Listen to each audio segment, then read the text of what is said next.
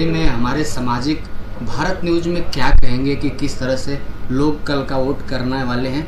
Public और दलित समाज के लेके विश्वकर्मा हो चाहे कोई भी वर्ग के लोग हों, किस तरह से जागृत हों और सुबह उठकर किस तरह से जाकर मोदी जी के माहौल को मैं चाहता हूं, देखिए पूरे देश का वातावरण राममय और मोदीमय है, तो मैं सबसे अपील करूंगा, एक तो मतदान करें और गर्मी ज्यादा है, थोड़ा पानी वानी पीते रहें, विरोधी पद की पार्टी के भी लोगों से कहेंगे वो स्वस्थ रहें, अपनी बात अच्छे ढंग से रखें, जनता के बीच रखें, वो भी मतदान करें, जहां उत्साह के साथ मतदान करें, सभी लोग मतदान करें।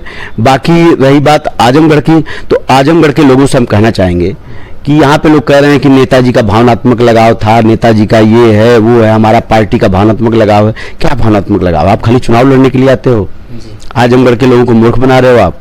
भावनात्मक लगाव आप बताते हो आजमगढ़ से खाली भाषण देने के लिए, उनके सुख दुख में कभी शामिल नहीं होते। चुनाव लड़े, सर्टिफिकेट लेने नहीं आते, चुनाव लड़के गायब हो जाते हैं। तो ये ऐसी बातें न कहें। मैंने पहले भी कहा, दोहरा रहा हूं कि समाजवादी पार्टी के लोग गुमराह न करें आजमगढ़ के लोगों को। कोई लगाव नहीं, आपको लगाव रहता तो सुख दुख में शामिल होते।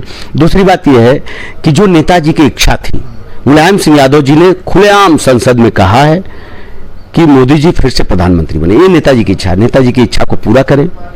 और जिन्होंने नेताजी और शिवपाल जी का अपमान किया है, समाजवादी पार्टी ने अपमान किया, और उस मंच पे जो समाजवादी पार्टी के वर्तमान उम्मीदवार हैं, ये भी खड़े होकर के ताली बजा रहे थे जब नेताजी को बर्खास्त किया जा रहा था, जब शिवपाल सिंह यादव जी को बर्खास्त किया जा रहा था। तो जो समाजवादी पार्टी के उम्मीदवार हैं, इस समय चुनाव लड़ रहे हैं, वो खड़े होकर के ताली बजा रहे थे, प्रस्ताव का अनुमोदन कर रहे थे।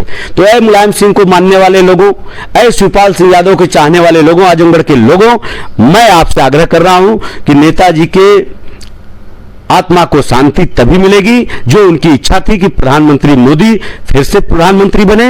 और जो उन्होंने कहा था कि जो नेताजी का अपमान किया, जो शिवपाल जी का अपमान किया, उस अपमान का बदला लेना है तो कमल के फूल के निशान पर बटन दबाना है और भारतीय जनता पार्टी की सरकार तीसरी बार बनाना है, मोदी जी को प्रधानमंत्री बनाना है। इस आग्रह के साथ आप सबको बहुत बहुत धन्यवाद।